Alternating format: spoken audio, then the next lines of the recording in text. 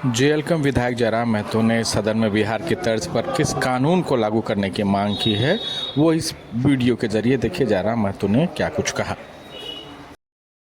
क्योंकि इसका बजट, इस बार का जो बजट है वो हमने आदरणीय दिसम गुरु शिबू सोरेन जी को हमने उनके नाम से और उनकी यादों में इस बजट का घोषणा किया है, जिसका नाम है अबुआ दिसम बजट।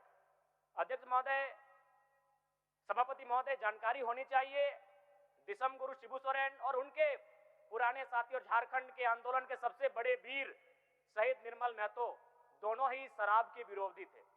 अपने पूरे जीवन काल में दोनों ने शराब का सेवन नहीं किया।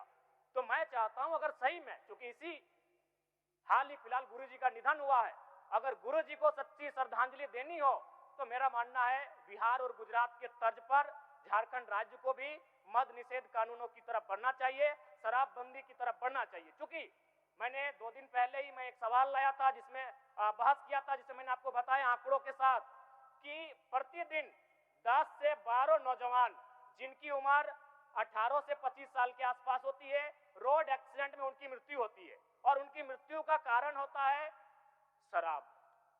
इसलिए मैं मानता हूं मेरे इस बहस के बाद शायद मेरे ही वोटर हमसे नाराज हो जाएंगे, क्या यह विधायक जगलावर वोट वाली हो।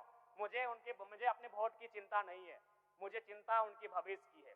जब 18 साल का नौजवान मर जाता है, घर का इकलौता बेटा होता है, कई मामले तो ऐसे आए हैं कि 4 महीना पहले शादी हुआ था, कई मामले तो ऐसे आए हैं कि 1 सप्ताह पहले बच्चे का जन्म हुआ था, आज वो मर चुका है, तो दिल को झकझोर देता है। इसलिए मुझे अपने वोट की परवाह नहीं है।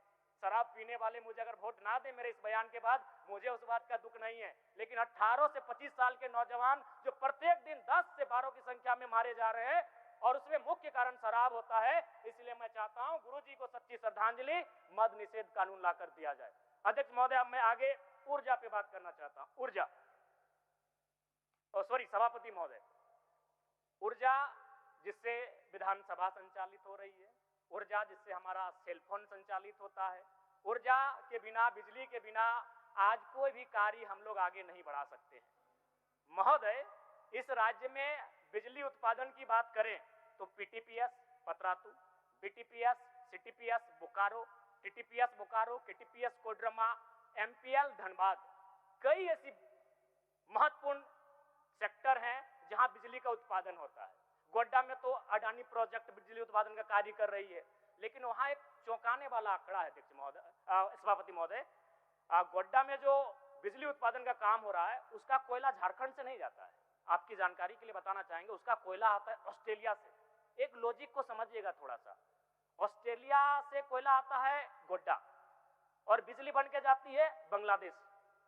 अगर हम किलोमीटर की दूरी नापें तो गोड्डा से अगर ढाका की बात करें तो लगभग 500 किलोमीटर है, और गोड्डा से अगर बांग्लादेश बॉर्डर की बात करें तो लगभग 300 किलोमीटर है। यानी ऑस्ट्रेलिया से अगर कोयला लाना है तो सबसे पहले वो बांग्लादेश पहुंचेगा, लेकिन वो झारखंड लेकर आते हैं, गोड्डा लेकर आते हैं। क्यों मालूम है ना? उनको मालूम है झारखंड की सरकार जो है यहाँ के रैयतों के प्रति सजग नहीं है, यहाँ के लोगों को लाठी डंडे मारकर उनकी जमीनों को ले सकते हैं। नहीं तो क्या कारण है? लॉजिक को समझिए।